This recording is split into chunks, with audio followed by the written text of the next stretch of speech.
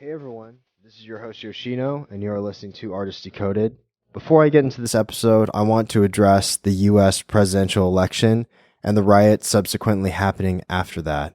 As a lot of you already know, Donald Trump is elected as our next president. It's apparent that the country is divided on this occurrence, and there are a lot of hateful messages going around on social media and on the internet as a whole. There are a lot of people who are baffled by this, and some of you are just completely pissed off. However, whether you're against Trump or for Trump, we have to ask ourselves a few questions. How can we change to better ourselves and the people around us? How can we spread messages of love instead of hate out into the world?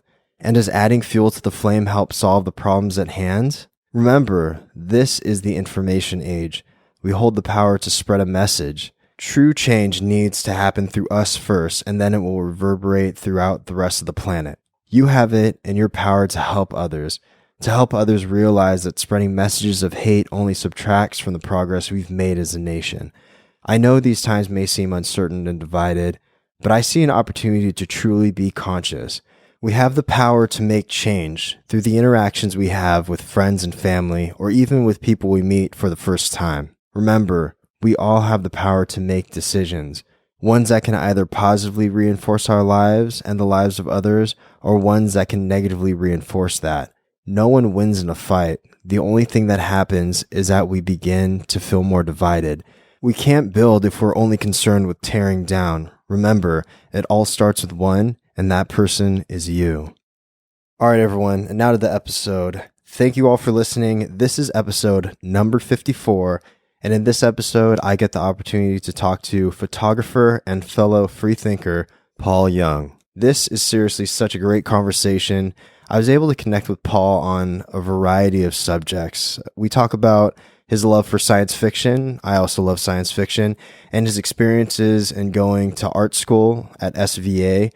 We also had a good conversation on exploring originality and authenticity, and I can't wait for you all to listen to it. Paul is one of my favorite contemporary fashion photographers and such a sweet and humble guy too. I think you all will really, really enjoy this episode. If you like to donate to us, you can go to our website, www.artistdecoded.com.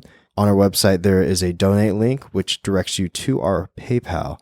Also, just as a reminder, but we need your positive reviews on iTunes. So if you can go to iTunes and leave us a shining 5-star review, that would really help get the word out about Artist Decoded. So here it is, episode number 54 with photographer Paul Jung.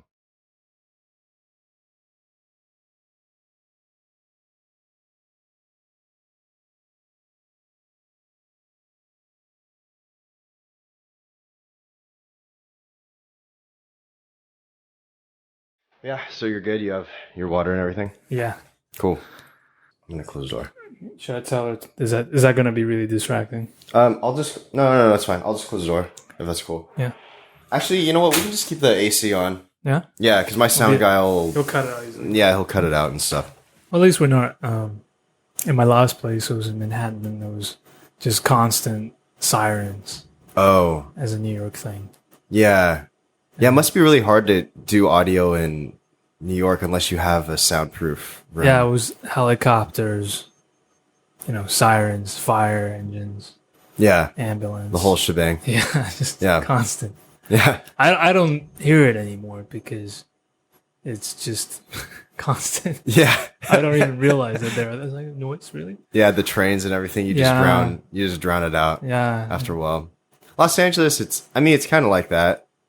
Especially if you live in the city, especially downtown, or if you live in, Hollywood, there's a lot of cars and a lot of sirens and things like that. But I don't know. I guess just in the city in general, you get used to it. But maybe more so in Manhattan. Where in Manhattan do you used to live? That was 160th, so it's above Harlem. Oh, okay. Yeah. Nice. Canada. Yeah, it's... Oh, yeah, wait, because it's north? Yeah, it's... People really freak out when they find out that I live so far up. I don't think people even realize that it goes you mean up that. you said 160th? Yeah, 160. Oh, wow. Yeah. I didn't realize there was that many streets. Yeah. Did you live there because of the affordability of it before, or It was a combo. Yeah. I lived there with my creative partner. I don't know if you know Melitta Baumeister. She's a fashion designer, Mhm. and she had a place up there. And at the time, I was looking to find a new place. Yeah. And yeah, it's a nice place. It's affordable, but even more so, it's a historic building, and they used to have Count Basie lived there, and some other famous boxer. I forget who. Oh, interesting. Yeah, Oh, that's cool. Yeah, and then there's a it's a famous jazz building because every Sunday at 4 p.m. for the last 40 years, there's this woman who holds a jazz thing in her apartment. Interesting. I think she was friends with Count Basie, and so yeah, I think all the who's of Yeah. jazz scenes. When did you move there? Well, actually, let's bring it back a little bit. Like, what about are you originally from where? No. Where? You're American. Right? No. I hold an Australian passport and a Taiwanese passport. Oh, okay. Yeah. Oh, cool. But Are you from Taiwan or? I was born in Taiwan. Oh, okay. So when I was 7, I moved to Australia, and then I graduated high school, and then I felt the world has to be bigger than this. And then that's when you moved to New York. No, I moved to Thailand for a bit. Interesting. Yeah, I kind of went north. I actually lived on this like a resort sandy island for like 3 months. No, 1 month. I was supposed to do. Oops. A book just fell. Yeah.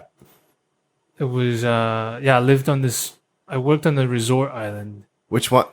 Koh Chang? No, with Sundays. That wasn't. That was before Thailand.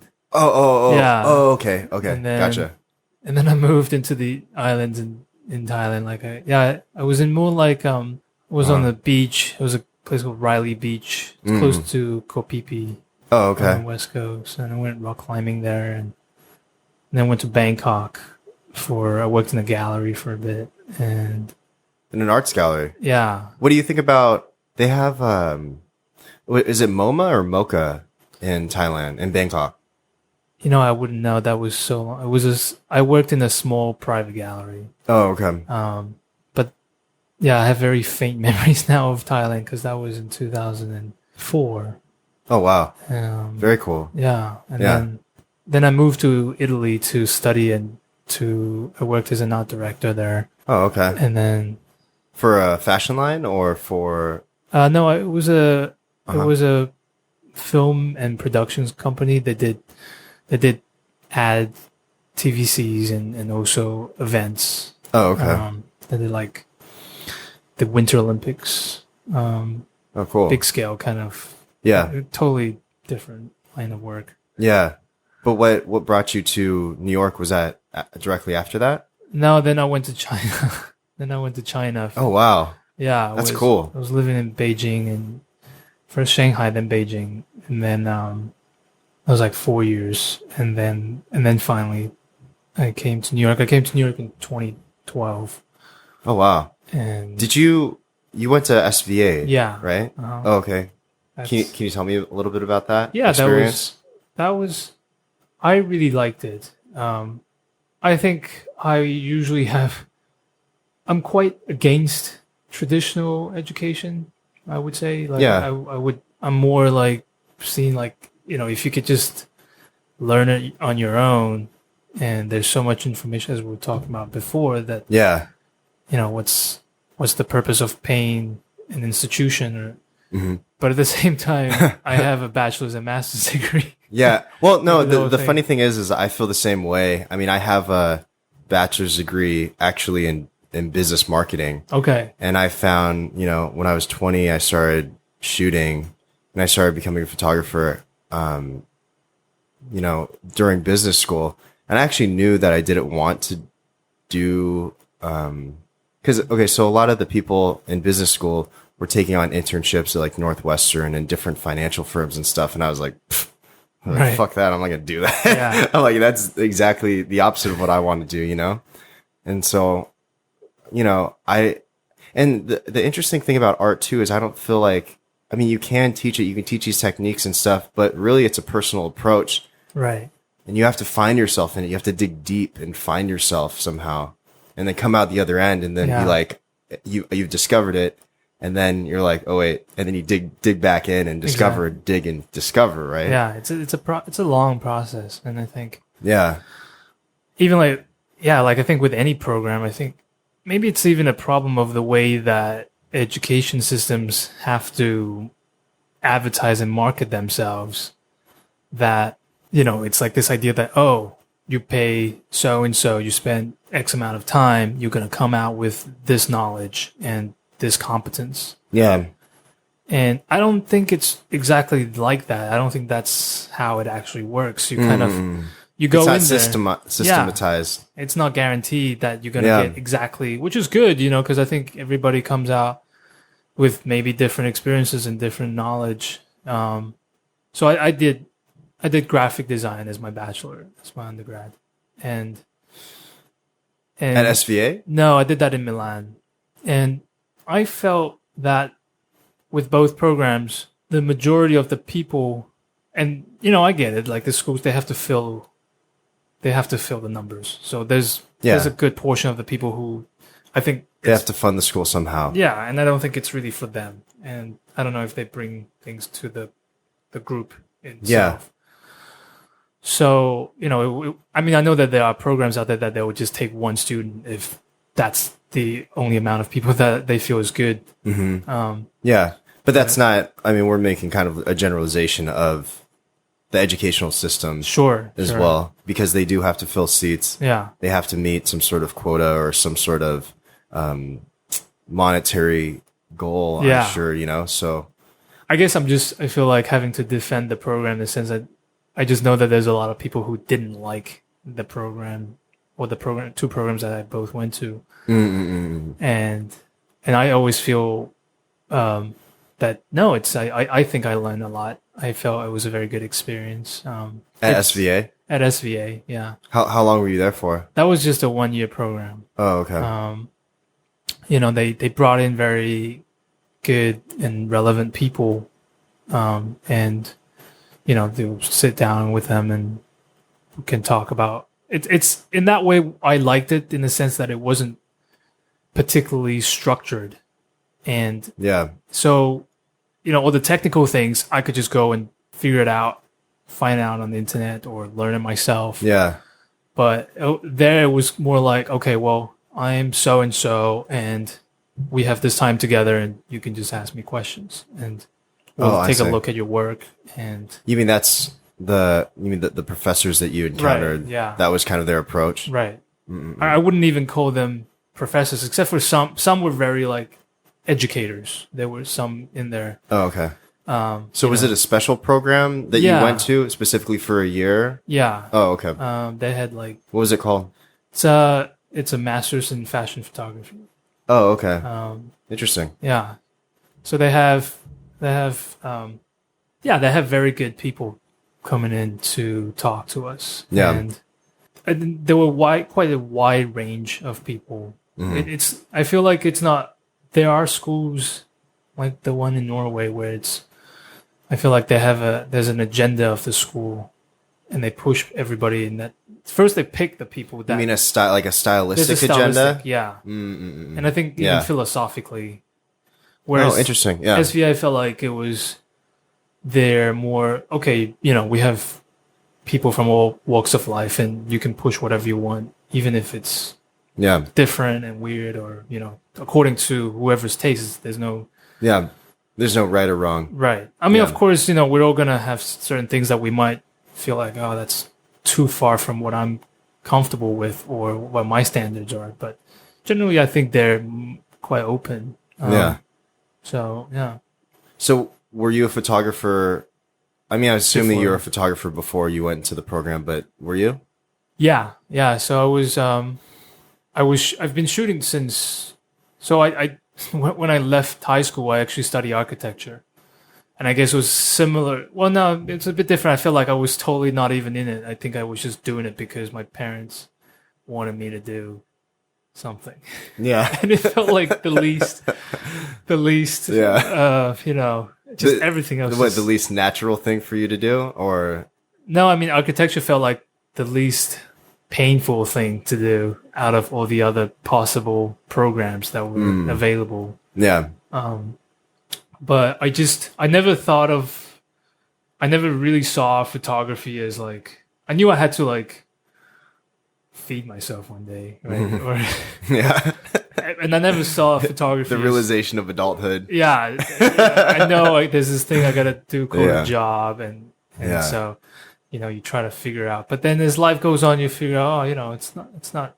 I guess I'm quite lucky in the sense that I'm brought up in a developed country and Yeah. speak English, and you have Yeah.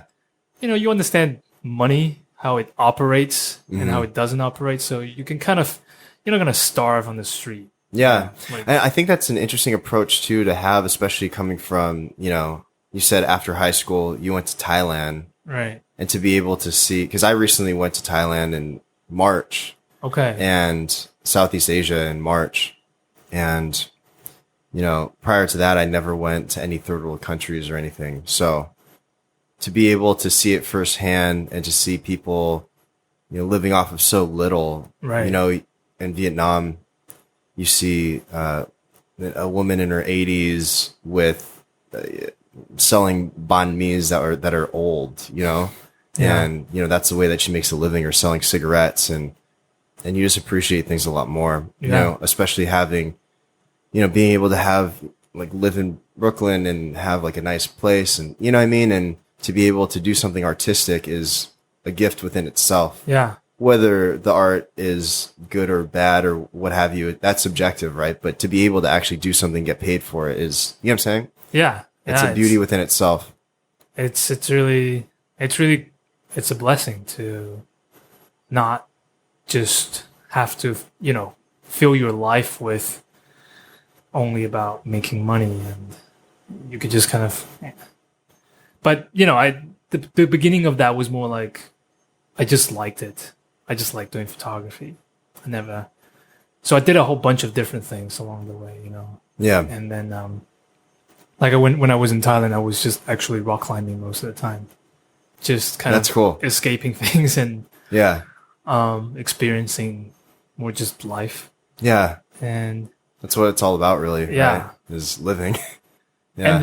and then I carried on and I went and studied graphic design because I just discovered this whole world of design, and that was a very exciting thing. And I kind of avoided studying photography the whole time because I was young and arrogant and felt that there's what's there to know about photography? You just You just click a button. click a button. You just click a button and a picture There's is some made. dials, and it tells Yeah. you, it's like, is it too bright? Like that's it. Yeah. So I never at the time I never thought, I have to go study this. So I just did it, and I just told people, yeah, I'm a photographer, and I just did that, and I was doing really horrible stuff. And Well, I think everyone's beginning stuff is really horrible right. stuff. But you think you yeah. think it's so much better. Yeah. You're like, that was amazing. Yeah. It just looks like complete shit. Yeah. Yeah. I mean, yeah, it's But that's the beauty of it's the ignorance beauty. too, because Yeah. if you thought that would've you never- were horrible, you would have never gone. you would have never continued, Yeah. right? Yeah, the beauty of ignorance. Yeah. And somehow that arrogance or confidence was able to convince other people to say, yeah, you can do this, and he's good, and you should like let him do more stuff. And Yeah. somehow like I just did more work, and then I moved to China, and then there I was shooting, and at that time my whole goal was just to shoot for big publications that I felt was like impossible to do when I was in Italy, because in Italy it's difficult It's difficult to get into that scene. Yeah, it's not like London or New York where if you're good, you're good. It's more like, who do you know? Are you related to somebody? No, it's more like a political thing. Yeah. And you're talking about specifically fashion publications. No? Right. Yeah. Okay. Yeah. Somehow that was maybe because there was a lack of fashion in where I grew up in Australia, and also, yeah, that my whole life until that point. And just finding books and magazines about things that I've just somehow always felt very curious and interested in. Yeah. And I guess that's what led me to Italy too at the time. And that was a very good, I felt it was a good grounding or like starting point for me to discover. And that's awesome. Yeah, and then, it was 2009, so there was the financial crash. Yeah, of 2008. Yeah, and so there was just not much I could do there. Mm-hmm. So that's why I went to China. And then in China, I had a bit of money and I spent it all. And then, I went to China with the intention I'm going to be a photographer, and I'm just going to do that. Oh, okay. So I went there. So you had a savings, and then you went over there and spent it on shoots and stuff, or just living expenses, and and then 6 months later, I was totally broke, and so then I went and got a job as an art director again, which I was doing when I was in Italy. Oh yeah. And did that for a bit until I felt okay, I'm comfortable, and then I just went and just picked up and just pushed and started to shoot for. I was shooting a little bit for Vogue and GQ in China, and then I saw the program and I thought, you know what? I think there are much more things I could discover within photography. So that's how coming back full circle. That's why I'm here. In 2012. Yeah. Interesting. Yeah. What were those when you shot for those Chinese publications like Vogue and GQ? What were those images like? I mean, did you always have this sort of minimalistic? I mean, I don't want to I don't want to label or use keywords to like describe your work, but was it more like the style that you have now, or do you see similarities? Is what I'm trying to say.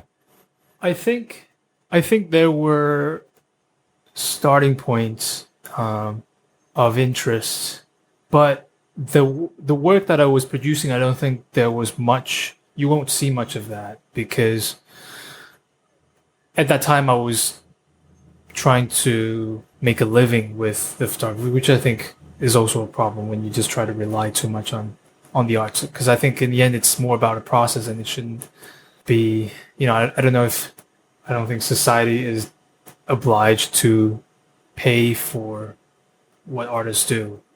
I think it's just something that you can explore. And it changes your artwork too if you're too based within the commerce side of it, right? Purely that. And in China, I was at the mercy of clients who wanted, a particular kind of aesthetic. Yeah. And a particular kind of aesthetic that maybe you didn't vibe with at the time. Yeah, so that was very difficult. That was quite painful most of the time. And it's interesting too, because I think you internalize that and you take it, because essentially you are producing it. So you think of it as your own work and an extension of yourself, which is interesting as an artist, to be able to come to that realization. You're like, wow, what is this? You know, at the end of the day, right? Exactly. It's very it's a very collaborative effort, but somehow I guess with all those years of lawsuits and people trying to protect the photographer's rights, right? So it's you get the photographer's credit at the end of the thing, but how much of that is just the photography? We can discuss that, but But it's people associate one name to one picture most of the time. Yeah, exactly. Even though it is a collaborative process, and I think that's something to be able to navigate through too. But I think it's especially about photography or creating films or things where you have to collaborate with people. I mean, even if you're just taking a photo of one person and just you and that model, that's still a collaboration, because you have to be able to, especially if you have a certain kind of art direction that you pursue, you have to be able to convey that in some way. So how do you find yourself being able to convey your ideas to people, the people that you work with? Yeah, that's I think that's a ongoing thing. I feel I'm always changing it up, I think. With people you collaborate with? Yeah, I think I'm very interested in the process of which people come together and work through a particular question that everybody might have in their heads about trying to solve, and how that conversation goes. So sometimes it's more one-sided, or sometimes one party might have one agenda that fits with another. Mm-hmm. So I guess one way to look at it is also about what I'm doing now, or at least the last few years, was that when I graduated, I met my current creative partner, Melitta Baumeister, and it was just this, I guess it was like the timing and what was in the air, and it just felt right, the kind of things we're exploring. Do you remember that first photo shoot? Yeah, it was hot.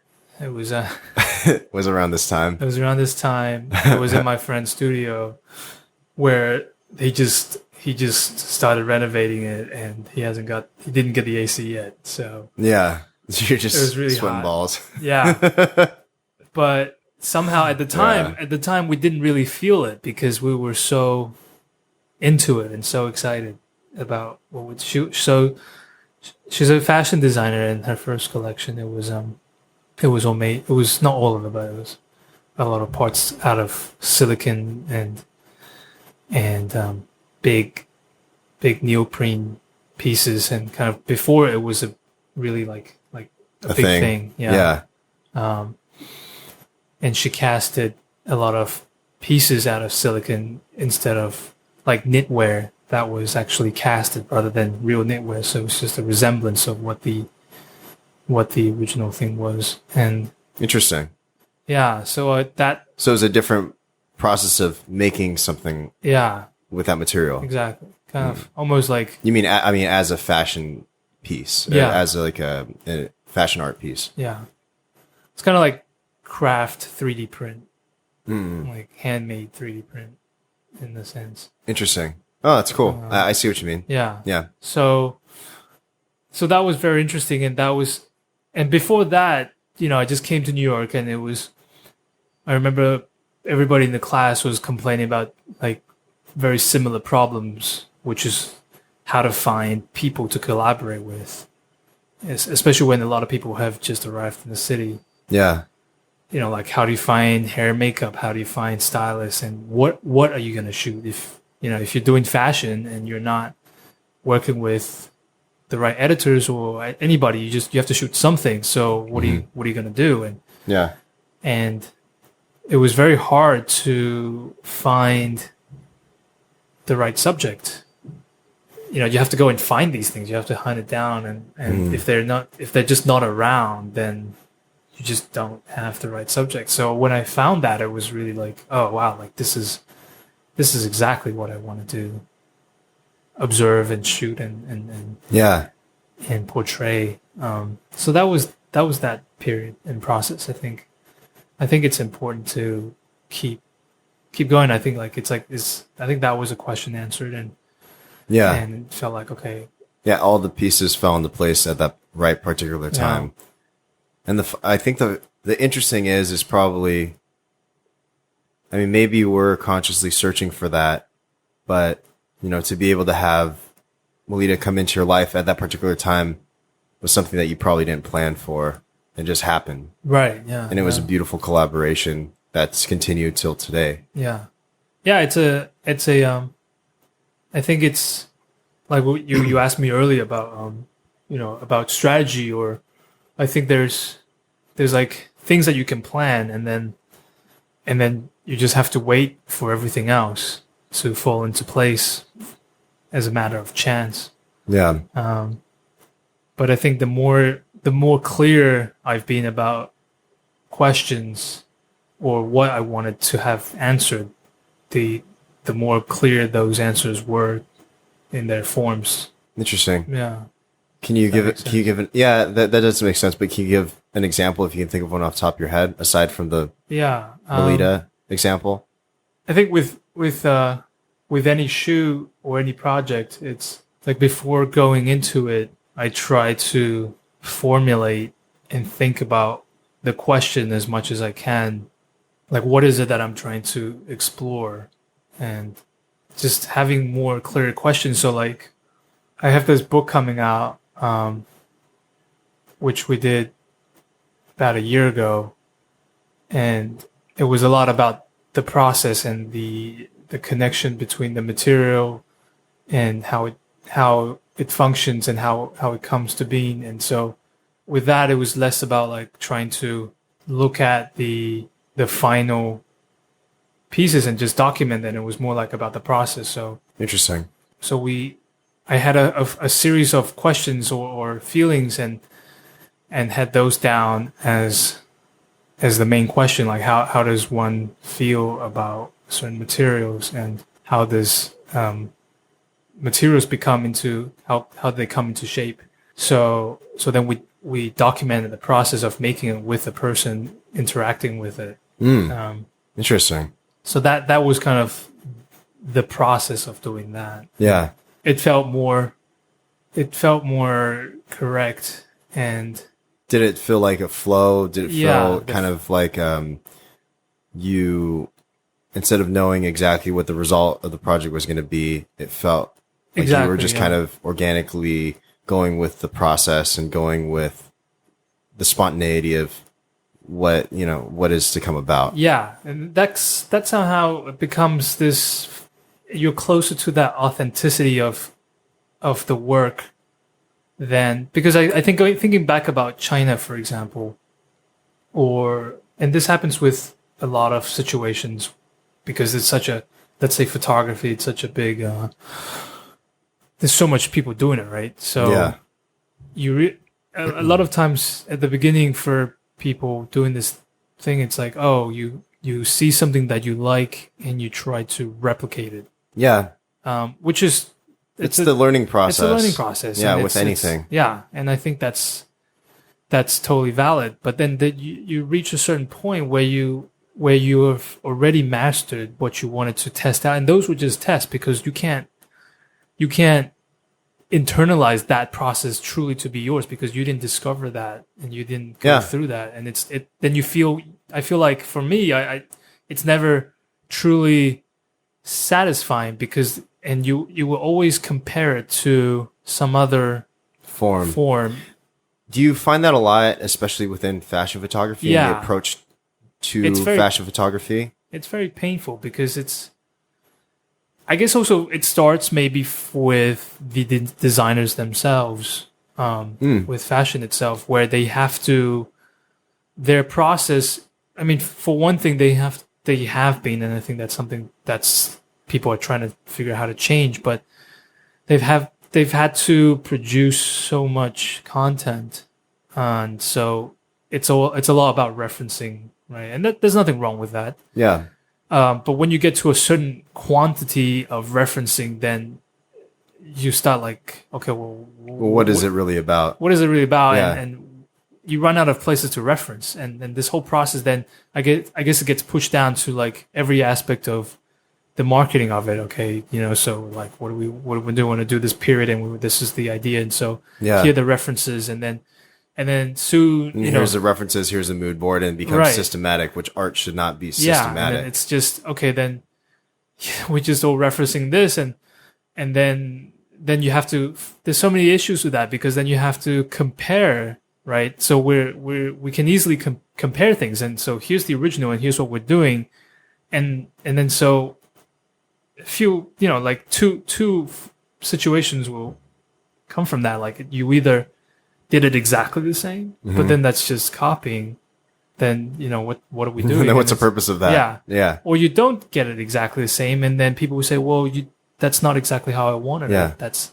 And so either way, you're just setting yourself up for disaster. Yeah, there's a paradoxical situation within that, and that is something that within fashion is just so.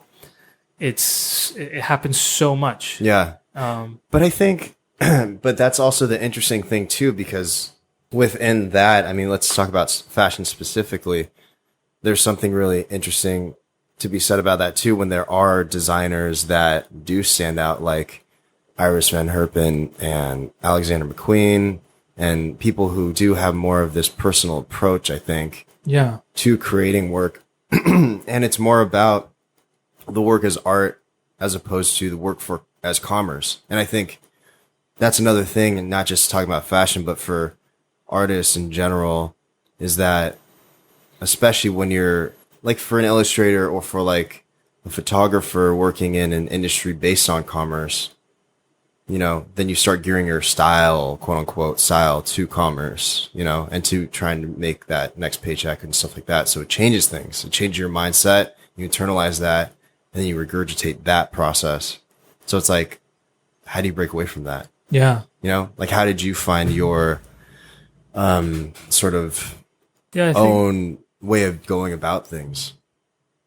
I think that it's really about being honest with yourself and defining the questions that you want to answer for yourself that makes you curious, and defining your own rules and having the confidence to do that, to say, okay, well, this is what I'm really interested in. And so you know, you set out with these questions, and then you go and hopefully there are other people who You can, who are interested in those same questions and vibe with, and you go on this kind of journey together. mm-hmm. And I think that's where, of course, I'm not trying to pretend that there is this true originality question, right? Like we're all basing ourselves onto a previous. Yeah, that's true. No, there's a, I don't know if you listen to the TED Talks.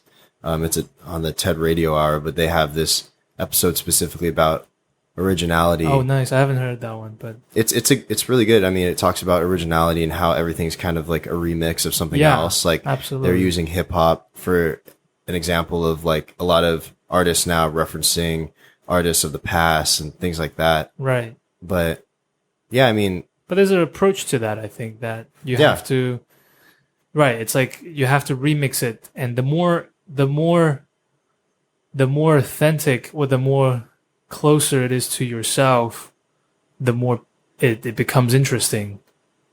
And like thinking, like today, there's that. Did you see that thing about Kanye? No, I didn't. No, what was it?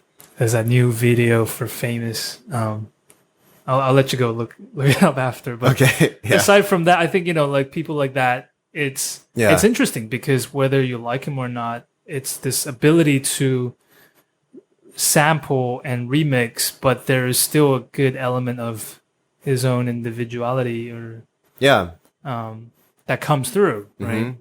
Yeah, so, there's a certain part where you have to just trust yourself on all of that. Yeah. And then constantly trust yourself that you're making a decision that comes from a pure place, as opposed to how can I just recreate whatever I'm seeing. Yeah. And it's interesting how you can actually see that in people's work too.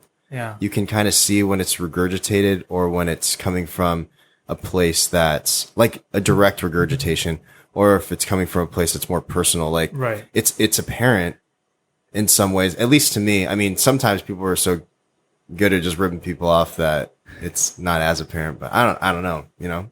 Yeah. Yeah. And that's a very deep conversation about, there's like, because then it gets me thinking too, because when you're in class also, sure, you have to be honest and you got to be true to yourself, and that's what everybody tells you. But there's this other factor that I think we don't want to address and talk about as much, and that is there is this there's like a general consensus from society what the society or whatever subculture that you're in wants to see or hear or experience, or they don't, you know. So you could be really personal to yourself and honest, but maybe what you're into, just that particular place and time, nobody else is into it. Yeah.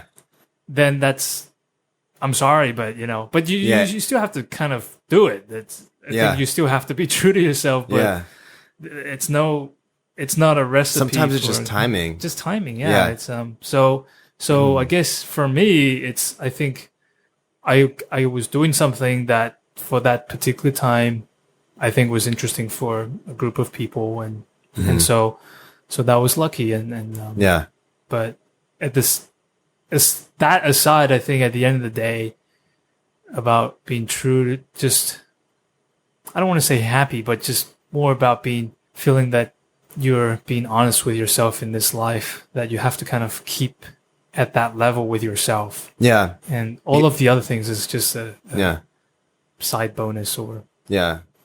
Because then also when you hit that sort of level of success or recognition or validation within your work, you know, I'm talking about validation from outside forces. Like for instance, I mean, it's kind of hard not to talk about Instagram because it's so prevalent, and social media in general. But, you know, when you do have that certain audience or that certain amount of validation, it's like, when do you just keep on creating work that's a regurgitation of yourself? Right. Yeah. Or when do you switch gears and be like, oh, this doesn't really make sense for me anymore, so I'm going to switch it up a little bit, and to actually fearlessly do that, you know? Because you just see a lot of artists. I mean, it's a very human thing to constantly try to rework the success of the past and then think that's going to work in the future. But times change, people change, and it's just the beauty and the discourse of it. Yeah, I think that's exactly the situation. And yeah, I guess I feel like it's the conversation about Instagram is just, I can't wait for it to, we'll get to the next thing. Yeah, it's so interesting. Yeah, it's so. Yeah, I think we're getting to a down cycle for that, but yeah, I think that comes back even to like the collective consciousness of what is promoted, what is pushed, what is valued by everybody, and what is not. Yeah, and there's good and bad to that. There's, you know, like everything, but yeah, it's sometimes it's scary to think like what could be out there that if it's not pushed, then it's not supported, then it just disappears. And yeah. I think it's really interesting to see. I mean, I talk about this sometimes, but Instagram specifically, well, not necessarily Instagram specifically, but I'm just using Instagram because it's so photo based, sure, image based, right? But the whole sense of people's narcissism within coming out into the open, where you can post photos of yourself and do all these selfies and things of that nature. I think that's like an interesting social critique within itself, because we've always had narcissism. Yeah. Narcissism has always existed, but it's just sevenfold with the advent of social media. And that within itself is an interesting social, I don't know, extravaganza in a good or bad way. I don't know. Yeah. You know? Yeah.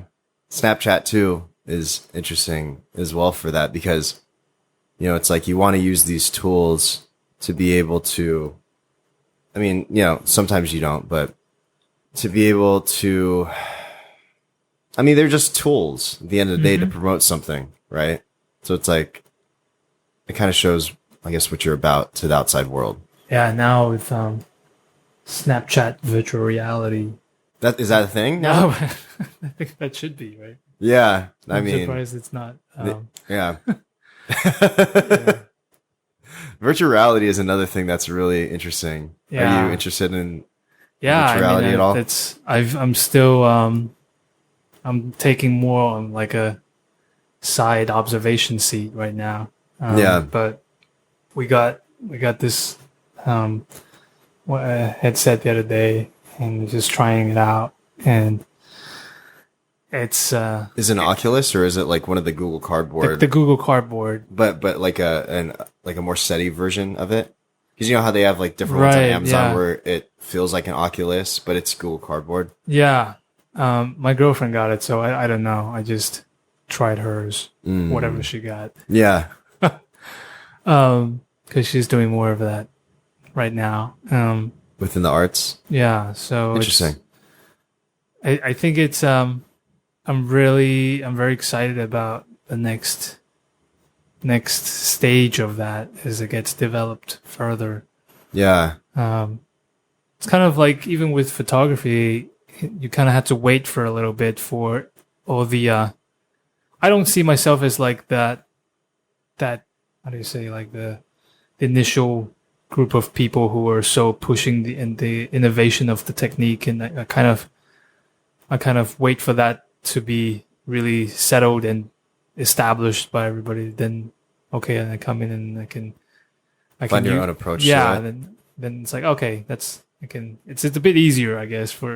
I wait for like to see like, okay, like the tools are ready, and then I don't want to be down on the tools. Yeah, thinking about the tool technical aspect too much. Yeah, I see what you mean. Yeah, I mean, they're all essentially just the virtual reality, 3D scanning, 360 video, photography, regular video. Yeah. It's all just tools, right?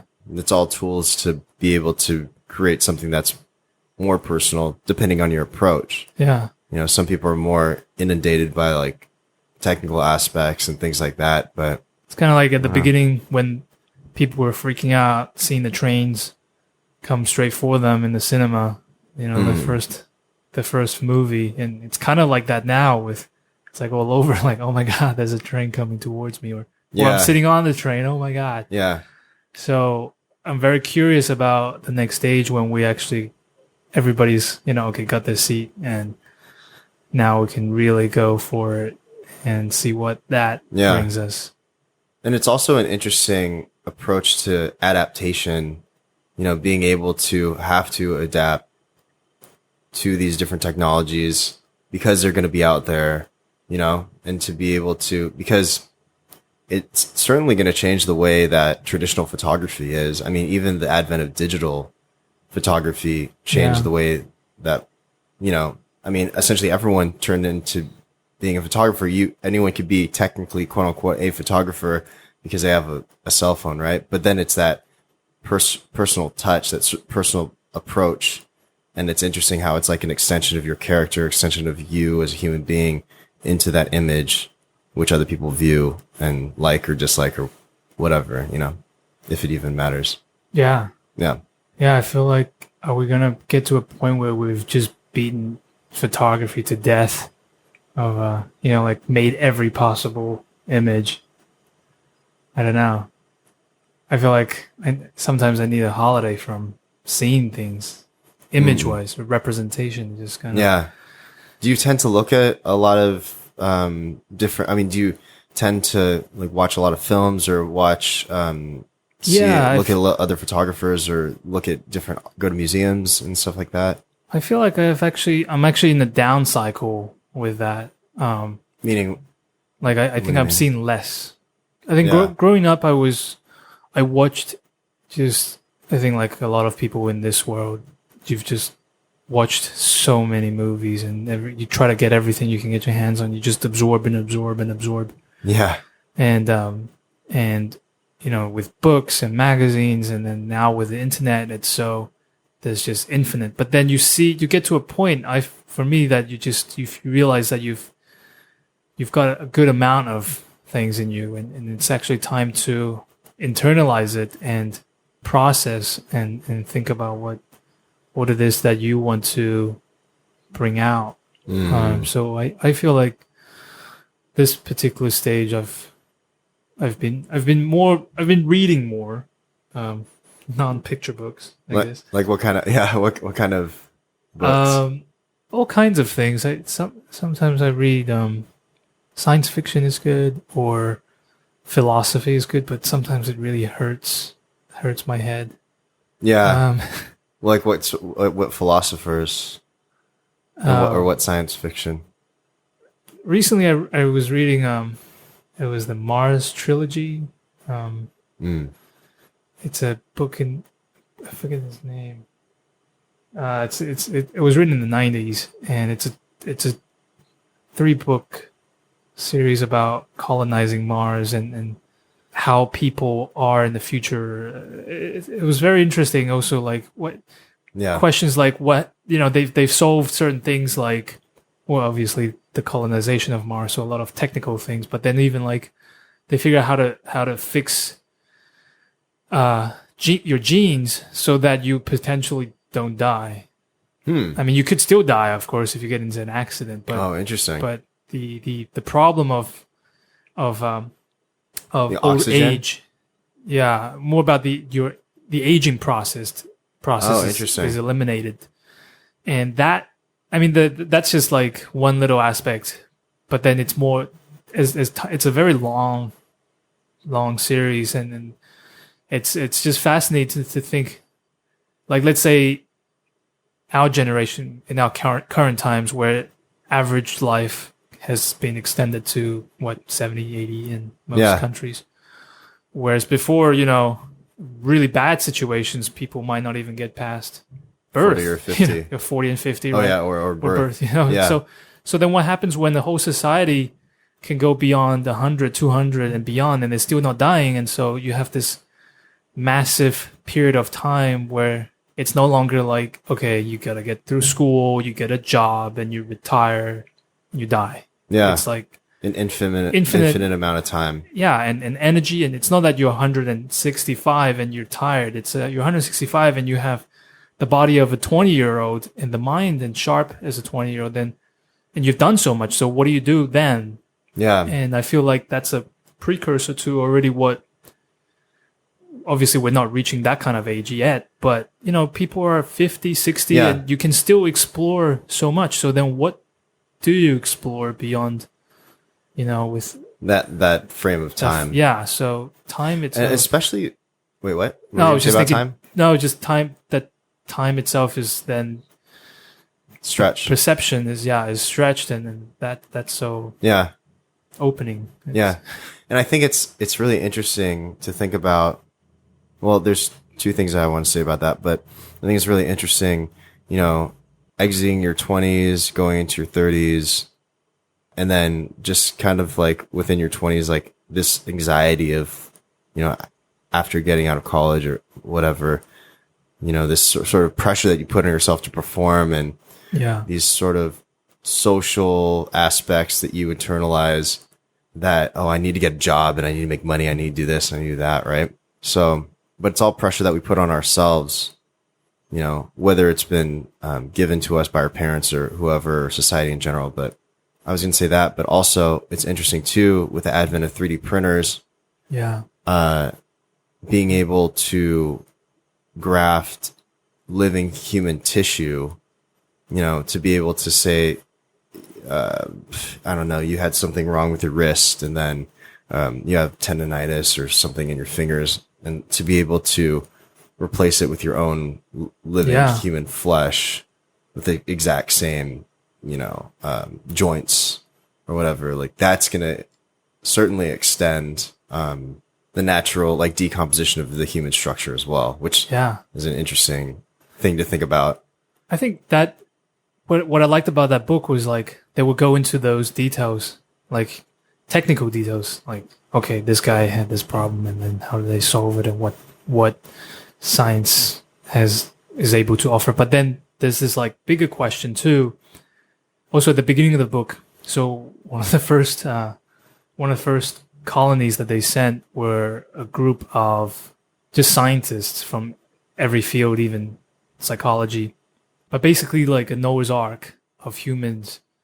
And you go to Mars, and they're just constantly solving reality problems, right? Like how to get air, how to get food. Yeah.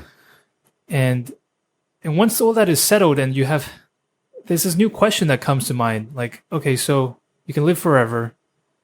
You have free energy, and you have all this technology. You hurt yourself, you can fix yourself. You don't need money, right? Because there's the perfect balance of people. There's the best biologist, there's the best engineer. There's just and they're never going to die. They're never going to die. And so what do you do? Unless they get killed. Right. And then there's another political function, big conversation about book, because Earth gets overpopulated, blah, blah, blah. And But that's a really interesting question, I think, about humans in general. Like, it comes back to like, what questions do you really want to answer? And I guess that's even like, both of us were saying about how you get through school, or you're trying to figure out like, okay, what do I study and what do I do? And most of it has been really connected to a very basic understanding of like, just economics of an outdated way of society and organizing society. It's just what part of the capitalistic society do you want to be part of and fulfill?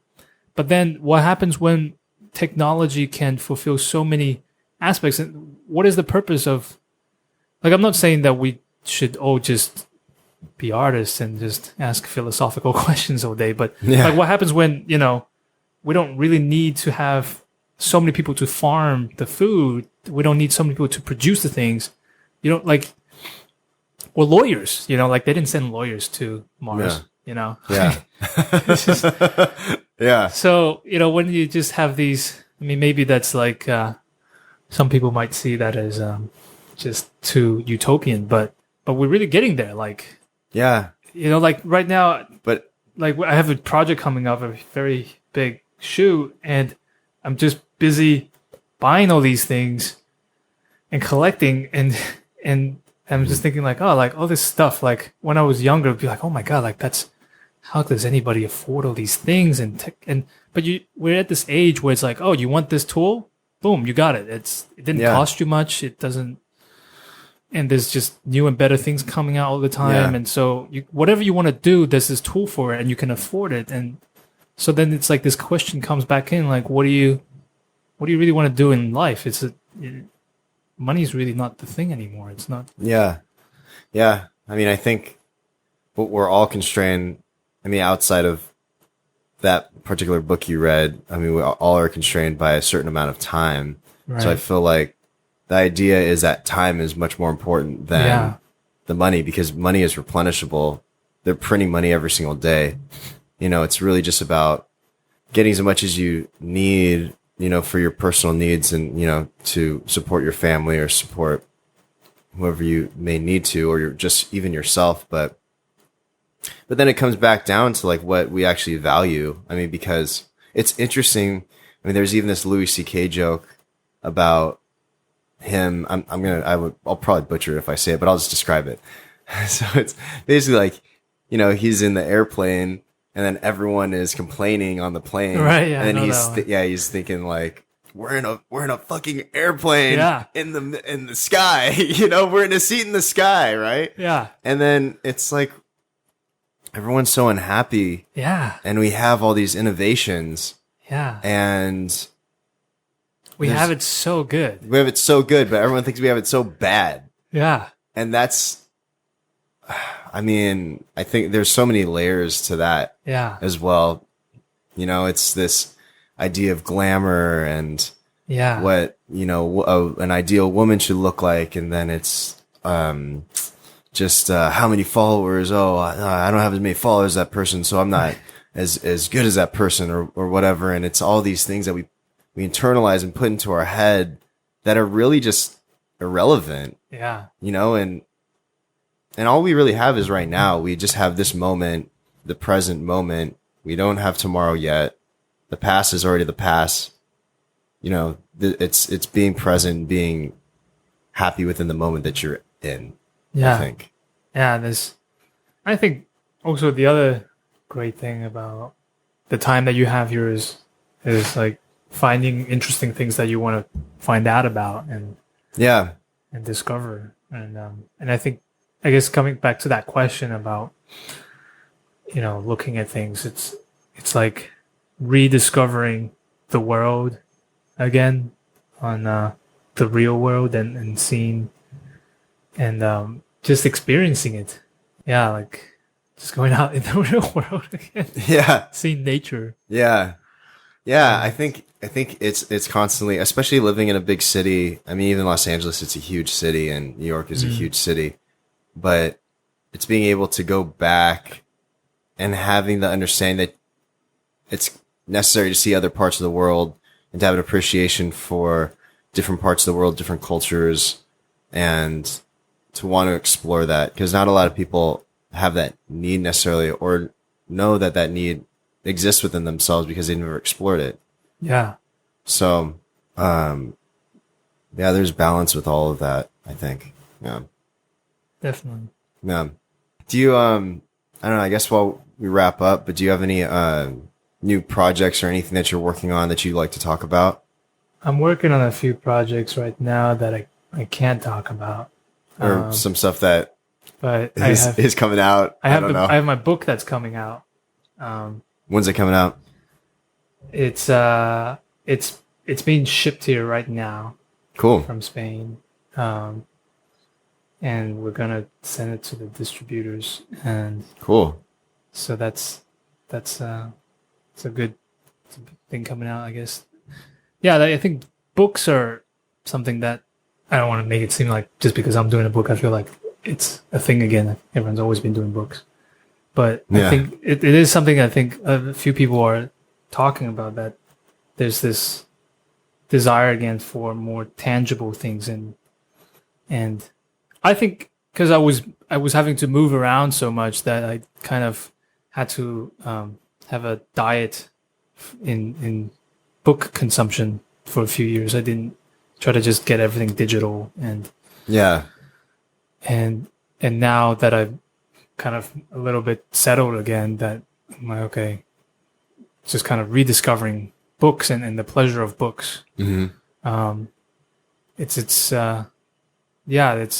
We can be, I can be so, because the computers, like these monitors, are so big, and it's so, we're not even in virtual reality yet, and it's just sucks you in, and time just goes by, and then you're not even aware of your body anymore.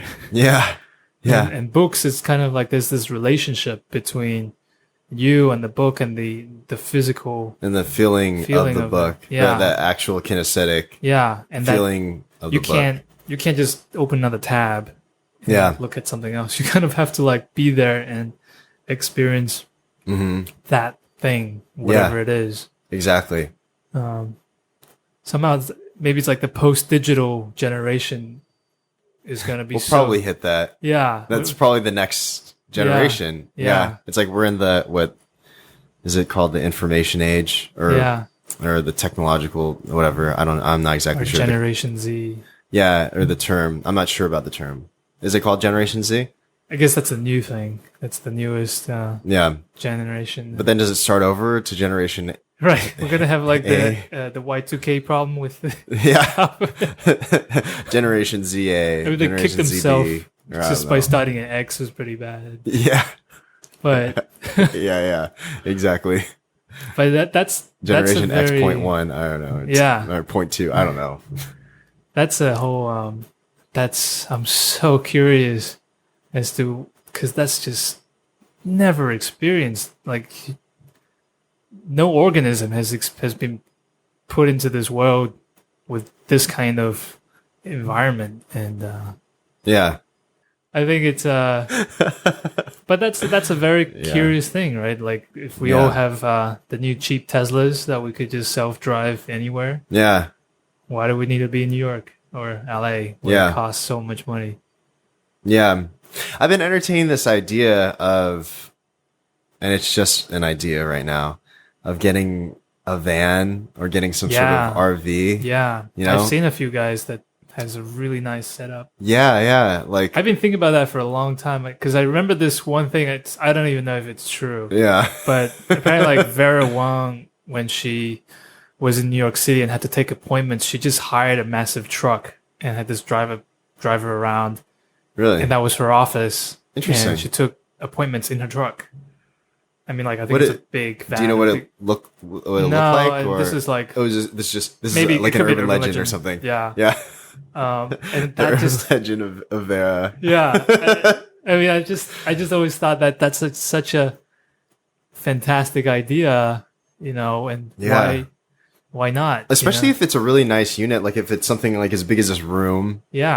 And you have like a pull down bed, something that's against the wall, and then you have like a little bit of furniture, and I don't know. The idea of it sounds really appealing. Yeah. And there's those guys out in which university that were building like the $20,000 home, and it's just simple, but it's actually more comfortable than most houses that we have. Yeah, you mean the ones that are made out of the shipping containers? No, that's another thing. They don't even use a shipping container. It's like even cheaper, apparently. Really? With the bear. But that's like a whole nother conference. But I think a lot of the housing was getting rejected at first because because the council they've just never seen something like that. So they just outright reject it just because they've never seen it. They just think. It's interesting. Yeah. So I think but they're fighting it, and I think it's going to be very exciting to know that we can. Yeah. And that brings back to like, okay, you don't have to worry about paying off a mortgage. You don't have to worry about getting a job, or you can, everything comes. So then it's like, great, we can finally do interesting things and ask more interesting questions. Yeah. Yeah. Especially when you don't have to, you don't have all that overhead. You cut your overhead down to like a quarter of what it would be. I mean, you could even, this is what I've heard, and I don't know like all of the technical aspects behind it, but I was talking to Conan about this exact topic about the RV or the van situation. And, I guess you can even run off of, I think, biodiesel. Yeah. You can even do olive oil.